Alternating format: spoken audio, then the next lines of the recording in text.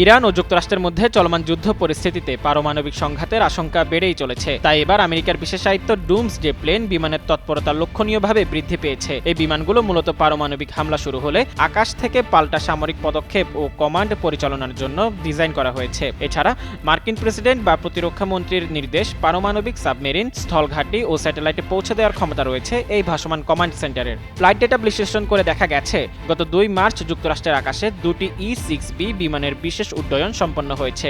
এর মধ্যে একটি মেক্সিকো উপসাগর উপকূল থেকে মেরিল্যান্ড পাটুসেন্ট রিভার নেভাল এয়ার স্টেশনে অবতরণ করে এবং অন্যটি নেব্রাস্কার অফুট এয়ারফোর্স বেস থেকে উড্ডয়ন করে পুনরায় সেখানেই ফিরে আসে। আবার কিছু প্রতিবেদনে দেখা গেছে আরও বেশ কিছু বিমান আটলান্টিক মহাসাগর পাড়ি দিয়ে পারস্য উপসাগরের দিকে অগ্রসর হচ্ছে। তবে এই বিশেষ উড্ডয়নগুলো নিয়ে মার্কিন প্রতিরক্ষা সদর দপ্তর পেন্টাগন কোনো মন্তব্য করতে রাজি হয়নি এবং তারা একে অপারেশনাল সিকিউরিটি বা কার্যকর পদ্ধতির গোপনীয়তা হিসেবে উল্লেখ করেছে। মূলত এই বিমানগুলো টেকামো নামক একটি মিশনের অংশ হিসেবে কাজ করে, যা নিশ্চিত করে যে সাধারণ যোগাযোগ নেটওয়ার্ক ধ্বংস হয়ে গেলেও পারমাণবিক কমান্ড বা নির্দেশ যাতে যথাযথ স্থানে পৌঁছাতে পারে। বিশেষ করে রাশিয়ার গোয়েন্দা তথ্য তেহরানের সঙ্গে শেয়ার করার খবর আন্তর্জাতিক অঙ্গনে উত্তেজনার পারদ আরও বাড়িয়ে দিয়েছে।